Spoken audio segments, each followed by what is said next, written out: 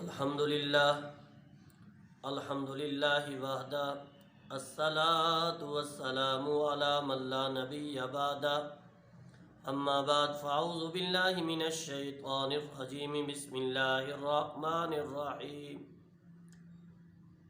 رضی اللہ عنہم ورضوا عنہ قال النبی صلی اللہ علیہ وسلم الصحابہ کالنجوم اللهم صل على محمد وعلى آل محمد كما صليت على إبراهيم وعلى آل إبراهيم إنك حميد مجيد اللهم بارك على محمد وعلى آل محمد كما باركت على إبراهيم وعلى آل إبراهيم إنك حميد مجيد۔ آپ احباب کے سامنے قرآن پاک کا آخری پارہ، اس میں سے سورۃ نبا، اس میں سے ایک آیت آپ احباب کے سامنے ذکر کی ہے، جس کے اندر اللہ تبارک و تعالی نے صحابہ کرام رضی اللہ تعالیٰ عنہ اجمعین کے بارے میں ارشاد فرمایا ہے کہ اے میرے پیارے محبوب صلی اللہ علیہ وسلم کے صحابہ، میں تم سے راضی ہوں، تم مجھ سے راضی ہو جاؤ۔ اور حدیث کے اندر ارشاد فرمایا کہ میرے پیارے صحابہ جتنے بھی ہیں، حضور صلی اللہ علیہ وسلم نے ارشاد فرمایا سارے کے سارے ستاروں کی مانند ہیں۔ اور آج آپ احباب کے سامنے صحابہ کا تذکرہ شروع کر رہے ہیں تاکہ ہمارے لیے نجات کا ایک ذریعہ بن جائے۔ اور صحابہ کے تذکرہ میں سے آج جو آپ احباب کے سامنے ذکر کرنا ہے وہ ایک صحابی ہیں حضرت عبداللہ بن حذیفہ رضی اللہ تعالی عنہ۔ یہ وہ صحابی ہیں جن کو سیدنا عمر فاروق رضی اللہ تعالی عنہ نے ملک روم کی طرف بھیجا ایک لشکر کے ساتھ۔ جب یہ ملک روم کے اندر پہنچے تو روم کی فوج نے ان کو گرفتار کر لیا اور وہاں کا بادشاہ طاغیہ اس کے پاس لے کر گئے۔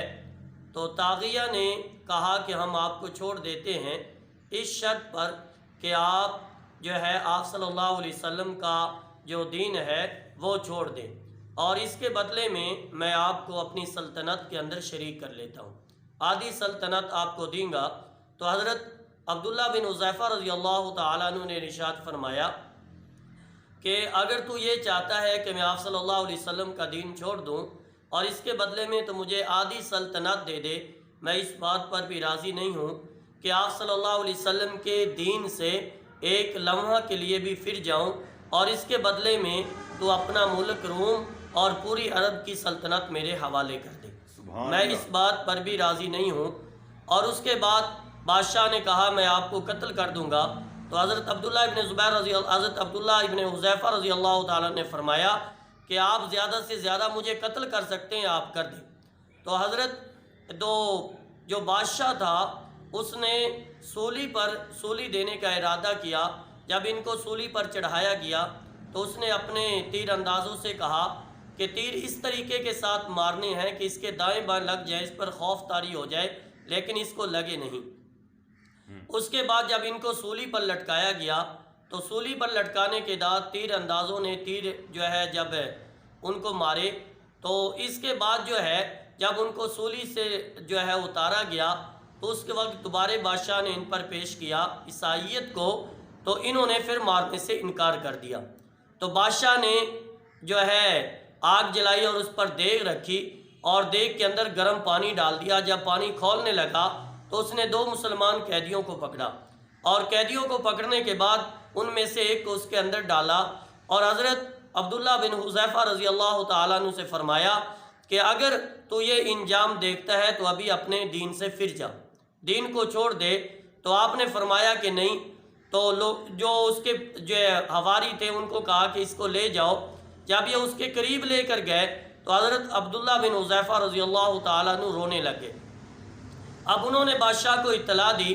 اب یہ لوگ ان کو دوبارہ بادشاہ کے پاس لے کے آئے، کہا کہ تم کیا اس بات کا ارادہ رکھتے ہو کہ تم اسلام سے پھر جاؤ؟ فرمایا نہیں۔ پھر تم روئے کیوں؟